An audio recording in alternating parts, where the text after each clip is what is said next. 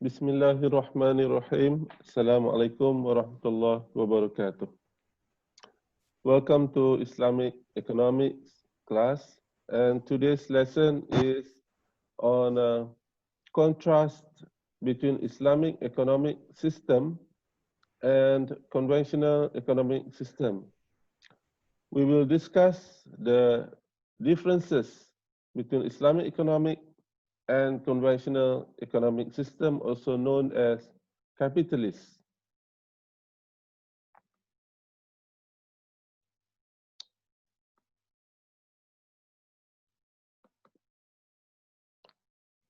And as an introduction, most countries today use various economic systems as one of the economic process or economic systems of their countries. The various man-made systems used by many or majority of the countries in today's world are called man-made economic systems, such as capitalist, socialist, and mixed economic system, which we call conventional or secular economic systems, which separate religion from the economic affairs. And the Islamic economic system is an economic system which is based on the divine revelation, Al-Quran and As-Sunnah. However,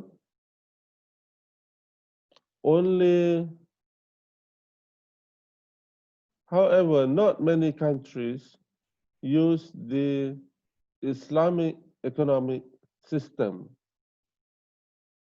The capitalist economic system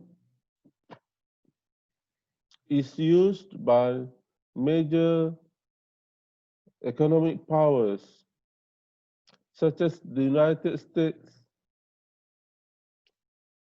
Germany, France,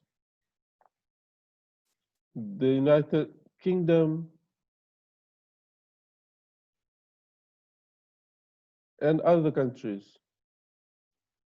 And China, one of the powerful economic country today, is also moving forward from the socialist economic system to the capitalist economic system. In short, in today's world, many countries throughout the world, whether they are developed countries, developing countries, or underdeveloped countries, in today's world, use man-made economic systems. And such as the mixed economic system, which use a combination of capitalist and socialist system, or they use capitalist system and very few use socialist system. And the Islamic economic systems is now gaining popularity and is gradually being applied, some aspects of it in certain countries, such as our country, Malaysia. We are trying to integrate the Islamic economic system into the current uh, system, which use some features of the capitalist economic system. So in Malaysia, we have a mixed economic system with a combination of capitalist uh, planning and also some features of Islamic economic system. However, we can see that in today's world, there are certain countries which use the capitalist economic system and heading towards some kind of uh, destruction. I think destruction is a strong word. They're heading towards some kind of economic crisis.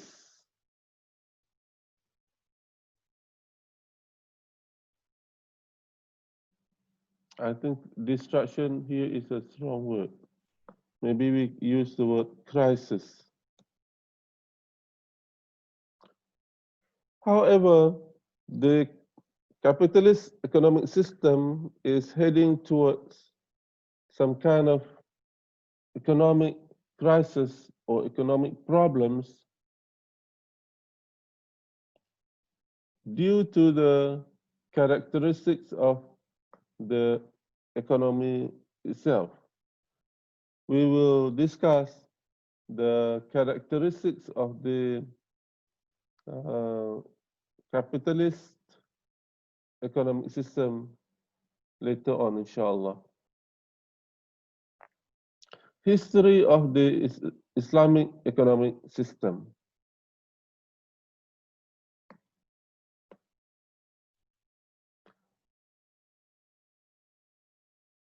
Islamic economic system is a system that is based on the Islamic aqidah or faith and becomes part of the Islamic aqidah or faith. This system has been used since the time of the Prophet ﷺ in managing the national economy at that time.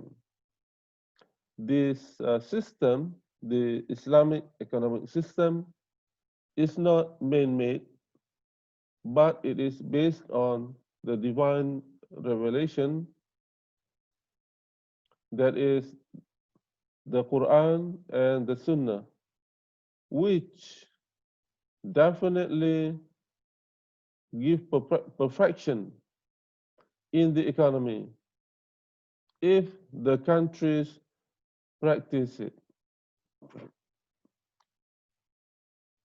And two figures who are often referred to as the father of Islamic economics are Ibn Taymiyyah and Ibn Khaldun.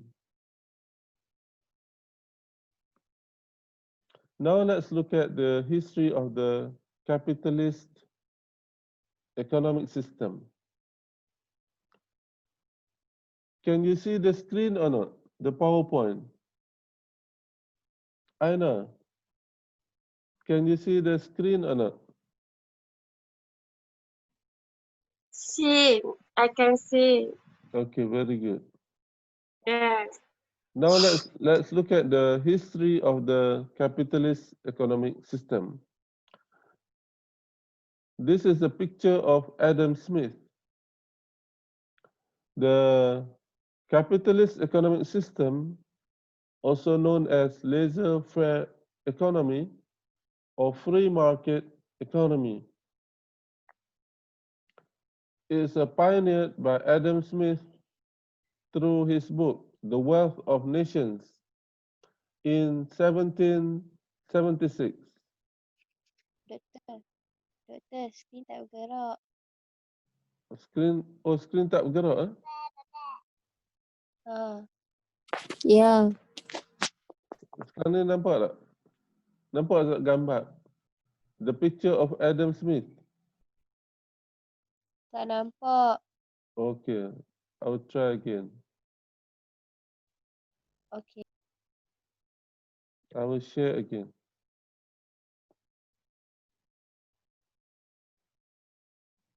Can you see now? Yes. Can you see the picture of Adam Smith? Yes. Oh, good. Yes. Okay, so the capitalist economic system or laissez-faire economy or the free market economy was pioneered by Adam Smith through his book, The Wealth of Nations in 1776. One year after the independence of the United States of America. The US achieved its independence in 1775, and the book was written in 1776. In the book, The Wealth of Nations, Adam Smith introduced the concept of invisible hand. What is invisible hand? Invisible hand means that if everybody pursues his or her own happiness, the well-being of nation is achieved. According to Adam Smith, everybody attempts to pursue his or her own happiness. A seller sells a product in order to pursue the highest profit. The butcher works in order to get the maximum salary. A consumer goes to market to purchase goods in order to maximize his or her happiness. So the concept of invisible hand means that everybody makes an attempt to maximize his or her own happiness. Then the well-being of a nation is achieved.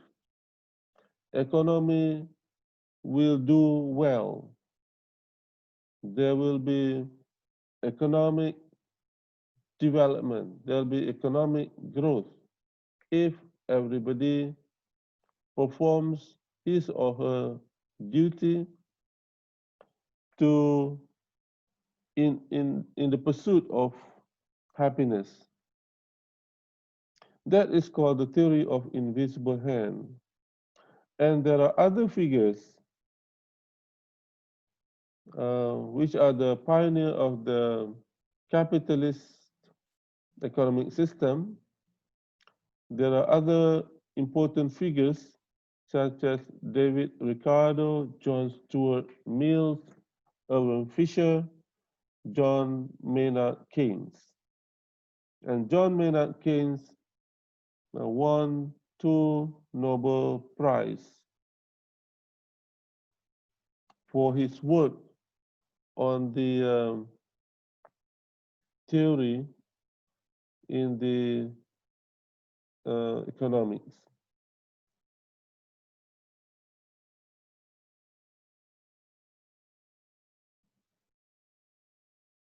Which is called the Keynesian theory.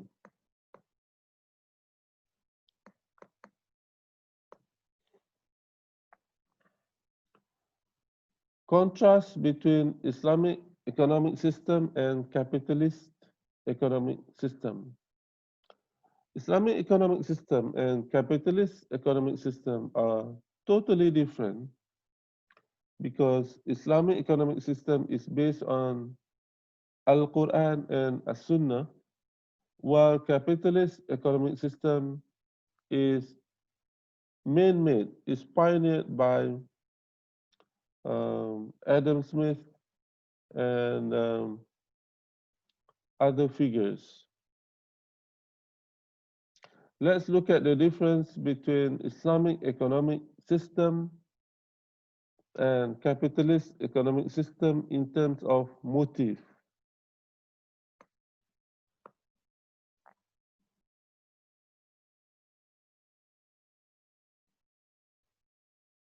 Can you see now?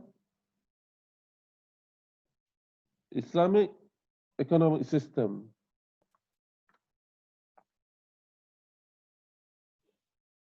In Islamic economic system, the motive of economic agents, the motive of individuals is the maximization of happiness.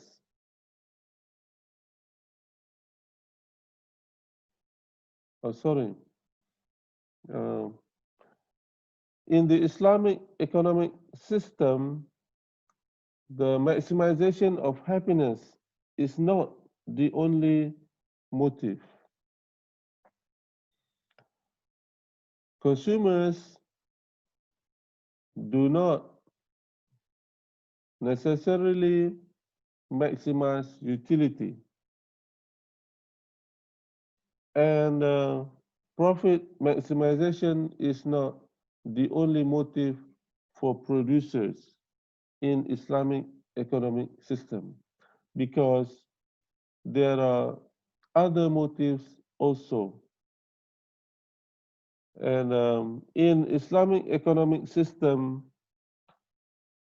uh, the activities of human beings are not just to pursue the happiness, but also to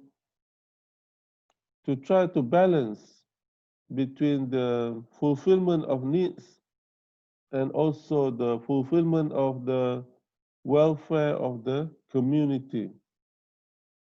The concept of ta'awanu alal birri wa taqwa wala ta'awanu alal ithmi wal udwan, helping each other in good deeds. So when we have certain resources, we use the resources not only to maximize our happiness, we go and buy goods and services, we go shopping, for example, not just for our own happiness, but if we have extra money, then it is our duty to help other people. Because in our society, there are people who are unfortunate and who cannot afford to buy things. So there are people who are less fortunate, which need help, and it is the responsibility and duty of people who have extra income, who has the surplus of wealth to help those needy people. Because helping other people uh, will be rewarded by Allah. Dapat pahala. Tolong orang lain dapat pahala. So we are encouraged to help other people, especially those who are in need, those who cannot afford to buy things, those poor people and the needy people. So in Islamic economic system, there is a priority to pursue the maximum rewards from Allah rather than to pursue the maximum happiness. Because in Islamic economics, the pursuit of reward from Allah is more important. There is a motive of the pursuit of al-falah, the pursuit of well-being in this world and also well-being in the hereafter. Because the life does not end in this world. After the life of this world, there will be another life. That is the life in the hereafter, which is more important because the life in the hereafter is a very long life compared to it's a permanent life compared to the life in this world. Dunia ini sementara, akhirat yang kekal. Betul tak? Mana ni? Betul. Betul. Okay.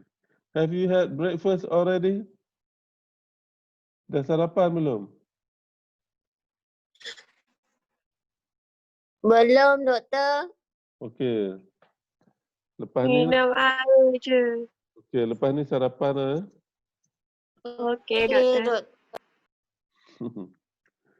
So in Islamic economic system, there is a belief that every human being's living is destined by Allah, but it is our responsibility to make effort and to strive to earn the livings. Rezeki dijamin oleh Allah, tetapi kita bertanggungjawab untuk berusaha mencari rezeki untuk menampung kehidupan.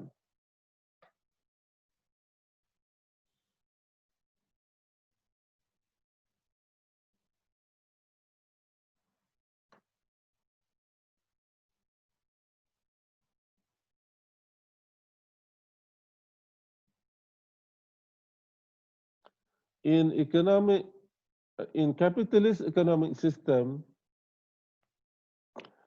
the system of capitalists prioritizes, gives priority to individuals' happiness. Consumers purchase goods and services to maximize utility. Producers produce and sell goods and services to maximize profits. So in capitalist economic system, individuals are entitled to the maximum happiness, to pursue in pursuit of happiness, the maximization of utility by consumers and producers try to maximize profits. And in the capitalist economic system, customers are the king, meaning that customers decides what products to be produced and how much products to be produced. If the if there is demand by consumers, producers will produce the goods and services. Otherwise, if there is no demand from the customers, the goods and services are not produced. So the supply of goods and services depends on the demand by consumers. Or I should say consumers here.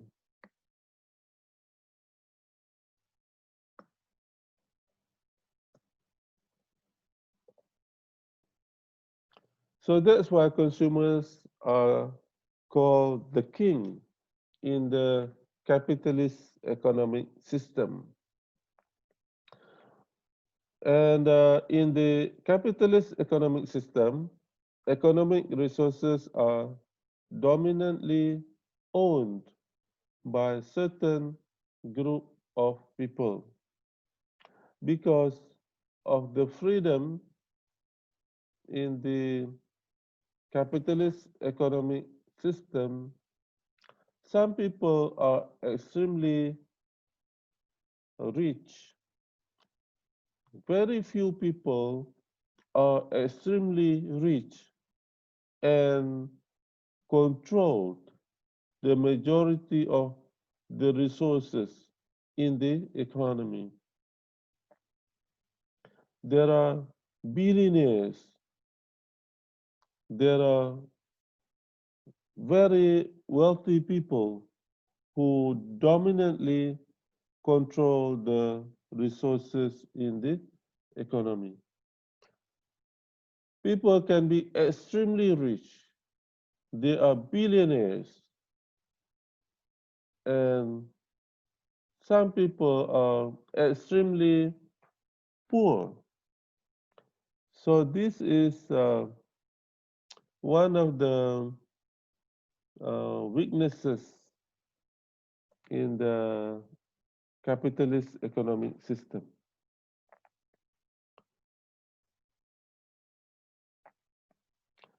Now let's look at the property ownership in the Islamic economic system and also the capitalist economic system.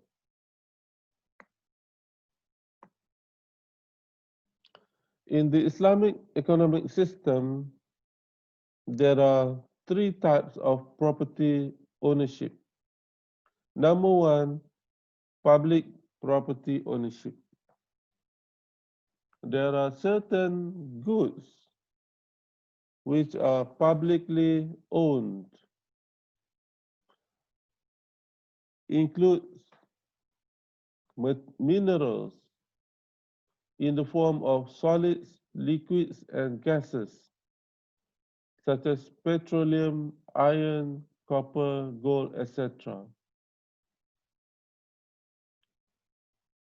that are found either in the earth crust or on earth, including all forms of energy and energy intensive as well as heavy industries.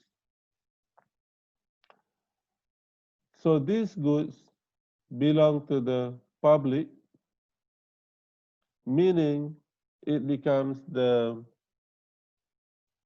revenue for the government.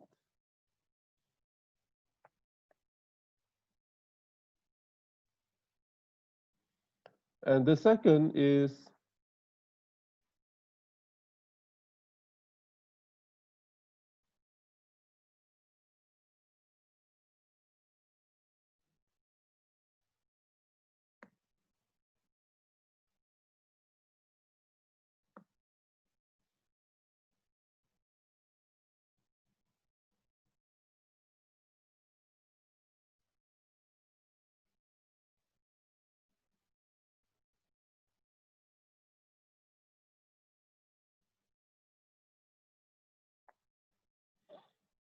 Okay, let me repeat.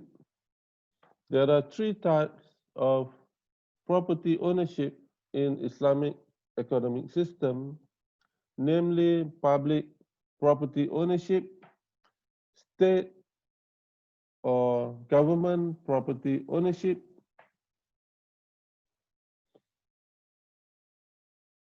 and individual property ownership. Now, what are public goods? Public goods includes goods that consumers can use without having to pay, such as roads,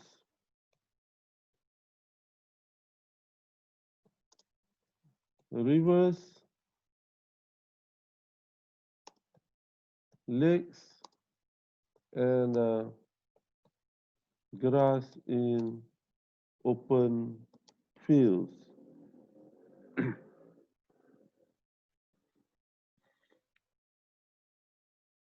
Okay. So public goods includes roads, jalan raya, lakes, tasik, grass in open fields. If there are open fields, uh, the grass belongs to public, meaning that animals can eat the grass in open fields. But if the fields are gated, then it becomes private or individual property. And number two, state or government property ownership includes all forms of payment collected by the government in accordance with Sharia from citizens. So in Islam, the government or the state is allowed to charge, for example, minimum tax to citizens, and the tax um, is a part of the government revenue.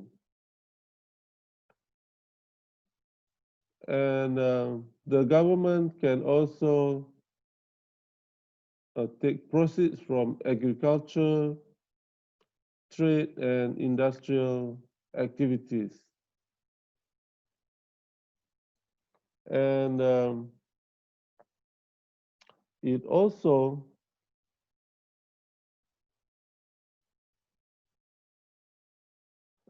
so the state property also includes minerals in the form of solids, liquids, and gases, including petroleum, iron, copper, etc., found either in the earth crust or on earth,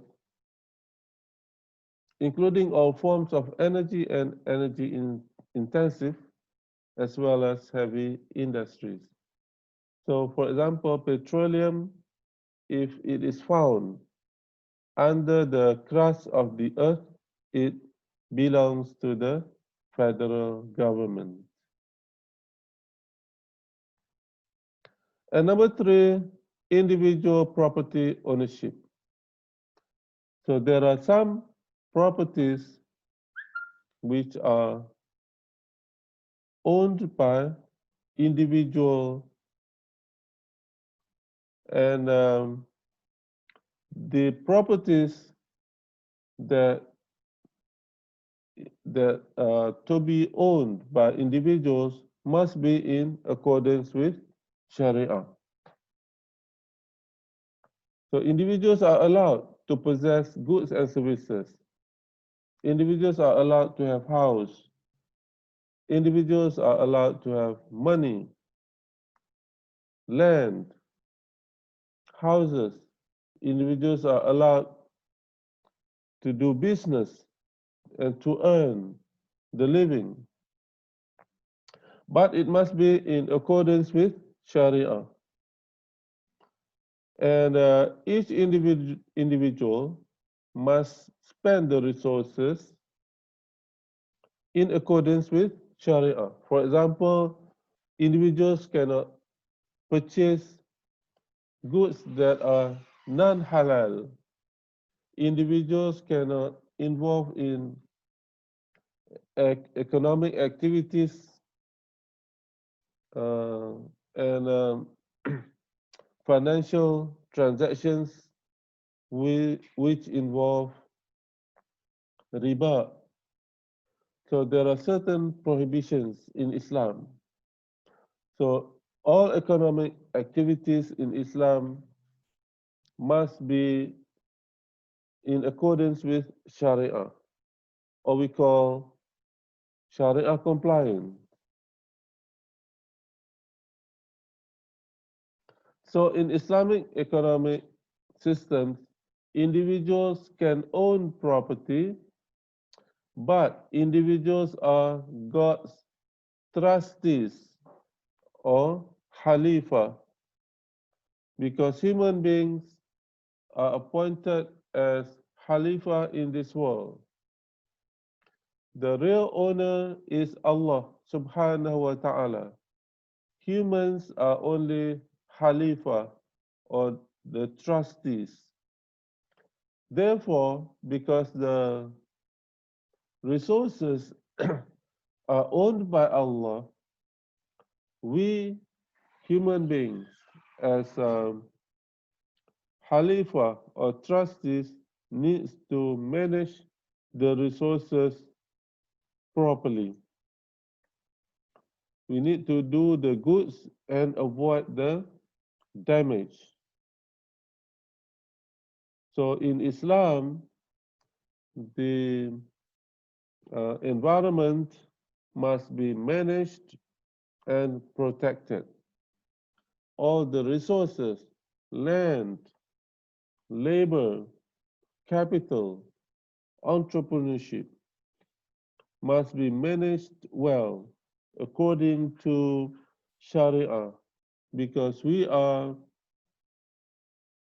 human beings appointed as God, as Allah's Khalifa in this world. Remember, we don't have anything, and everything belongs to Allah.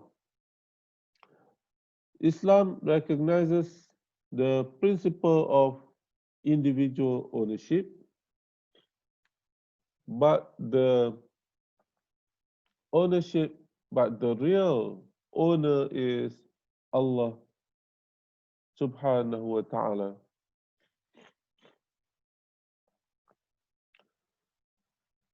Now let's go to property ownership in Islamic economic system. Individuals in the economy are free to own any private property in the capitalist economic system.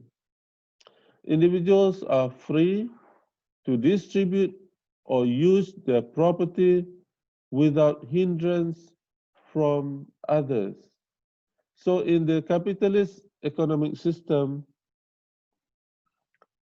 people are free to own resources, and they are free to use the resources in ways, in any way that they want. So there is no restriction. Everybody is free to use the resources as they like. So individuals are also free to maximize their utility. Consumers maximize their utility when they use goods and services. And producers, sellers maximize the profit when they produce and sell the goods and services. So every individual in capitalist economic system try to pursue his or her own happiness.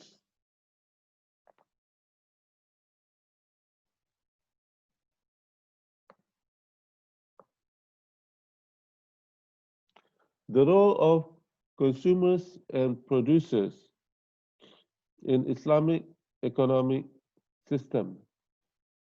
Consumers have the right to fulfill all their needs as long as their needs are Sharia compliant. For example, consumers can demand or purchase goods and services, but the goods and services must be halal. Pork is prohibited in Islam. So pork cannot be purchased and eaten. Muslims cannot eat haram products. Muslim cannot drink beer. Muslims cannot Muslims are forbidden from engaging in economic and financial activities involved in riba. So consumers have the right to fulfill all their needs as long as their needs are Sharia compliant. And producers are also free to produce goods and services. But the goods and services produced must be in accordance with the requirements of Sharia. The goods and services must, must be halal.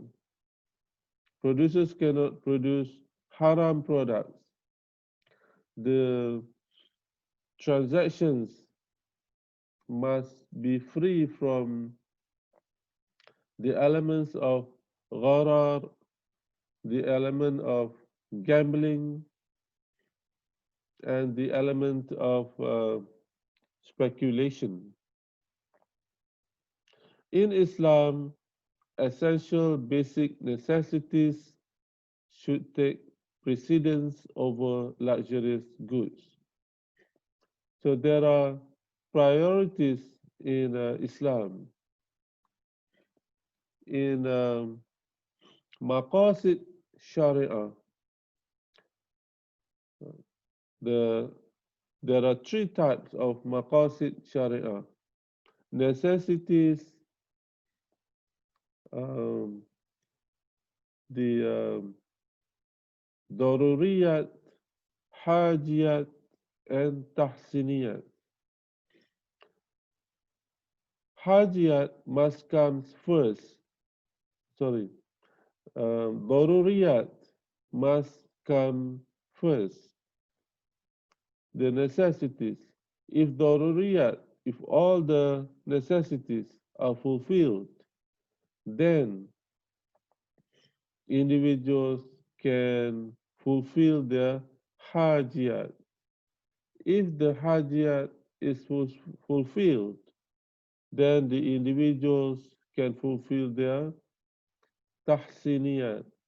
So the necessities must be given priority over hajiyat and tahsiniyat.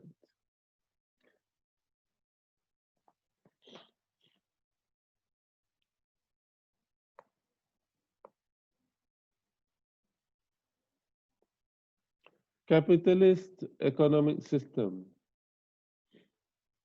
In capitalist economic system, consumers are considered as kings in the market. This is because the allocation of economic resources are determined by consumer demand. Producers produce goods and services based on the consumer demand. If there is a demand for certain goods and services, then the producers will produce and sell the products. Otherwise, if there is no demand for the goods and services, then there'll be no production for the goods and services. So consumers are the king in the capitalist economic system. Now let's look at the role of government in Islamic economic system. Islam allows the government to play certain roles in the economy.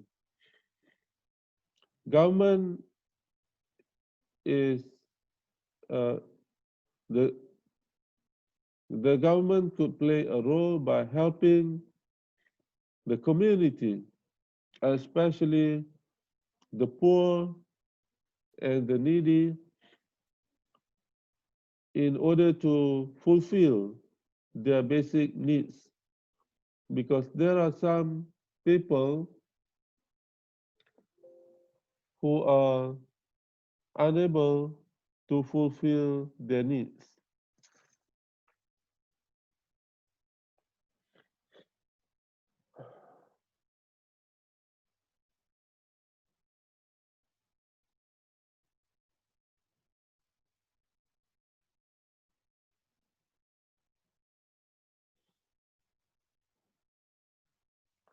Okay.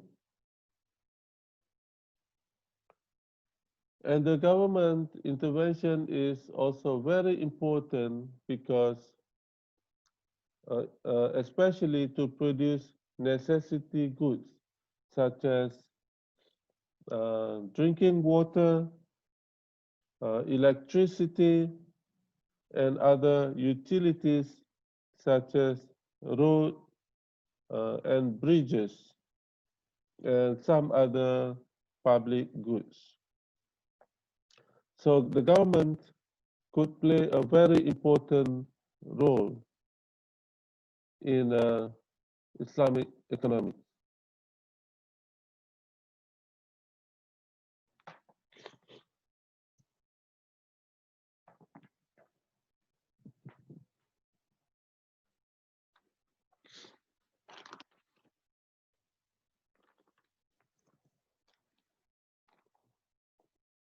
Okay, hold on.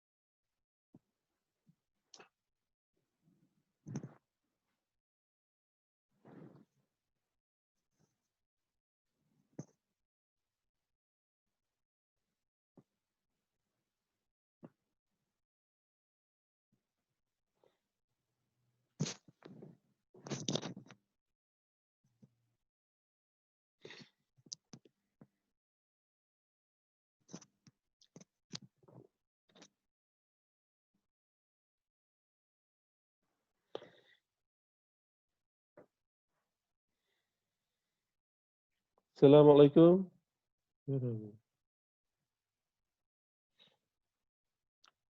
Okay, now let's continue. So in Islamic economic system, the government plays an important role in helping the poor and the needy and also in providing certain public goods such as electricity, water, um, roads, bridges, and some other public goods. Can you hear me? Assalamualaikum. Doktor. Boleh, Doktor. Any question?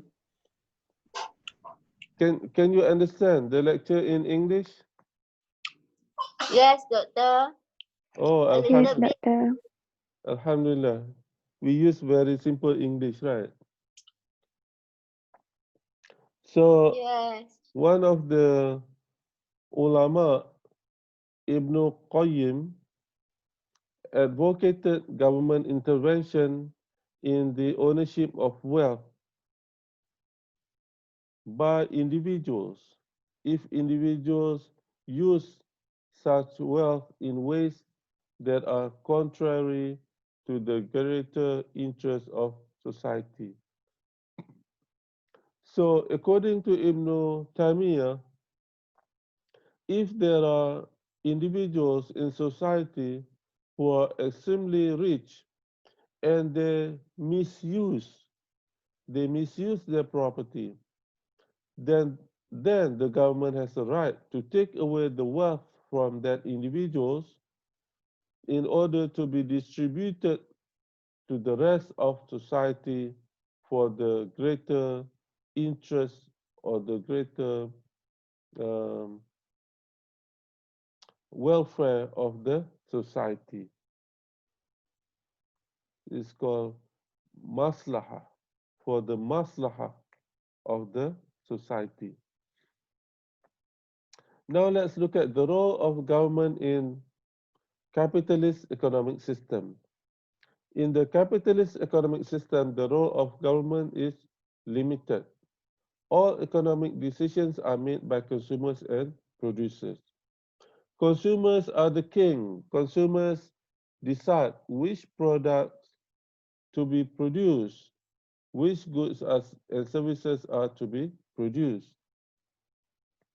If there is demand by consumers on certain goods and produce, on certain goods and services, then there'll be production of the goods and services, whether the goods are haram or not, because in the capitalist economic system, religion plays no role. So if you go to any countries practicing capitalist economic system, you will see that the goods and services offered are according to what the consumers want. Some of the goods are haram, um, but the religion does not play a role in the capitalist economic system. So all economic decisions are made by consumers and producers. Whatever goods and services that a consumer likes, that consumers demand, then producers will supply and sell the goods and services. The government in the capitalist economic system plays a role to ensure the legality of business activities, and also to the government need to produce goods and services that cannot be produced by producers. There are certain goods and services such as public transportation, buses, a bus, which the private producers do not produce in certain places, in certain routes. So therefore, if that is the case, then the government need to produce that good. Income distribution. In Islamic economic system, the distribution of income is fair. The government helps the low income group to be able to have access to the necessities. So if there are people who are poor and needy and cannot afford to buy goods and services, then the government will provide help and assistance for the low income group. Meanwhile, in Islamic economic system, people with high income need to pay zakat as an effort to help the low income group. And besides that, those who have high income uh, are recommended to give contributions in the form of waqaf and in the form of sadaqah to the rest of the society. In capitalist economic system, the distribution of income is unequal, and the gap between the rich and the poor continues to widen. People who are rich become richer, people who are poor becomes poorer. This is because individuals are only interested in pursuit of their own happiness. The, the rich people continue to pursue more wealth. So they want to be richer. The rich wants to be richer. And they own more resources, and the poor becomes poorer.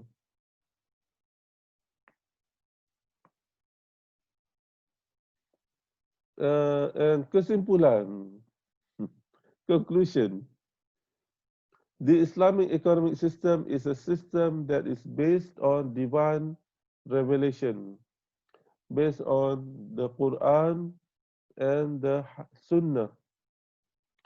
And it is not man-made, and therefore the Islamic economic system is a perfect system. Capitalist economic system has certain advantages because it allows the freedom. It allows the freedom to choose goods and services which individuals want to buy. It allows the freedom for producers to produce whatever goods and services they want to produce. However, the capitalist economic system has certain weaknesses that we discussed. The use of the Islamic economic system in a country will be able to create a more orderly and peaceful economic environment with guidance from Al-Quran and As-Sunnah, inshallah. So that's the end of our lesson today. Any question? Ada apa-apa soalan? Please ask questions.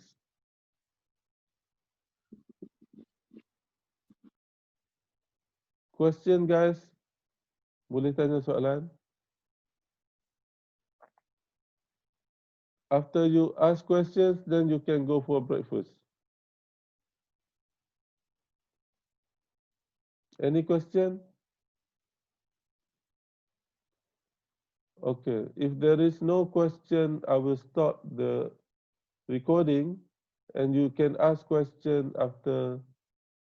afterwards. Assalamualaikum warahmatullahi taala wabarakatuh.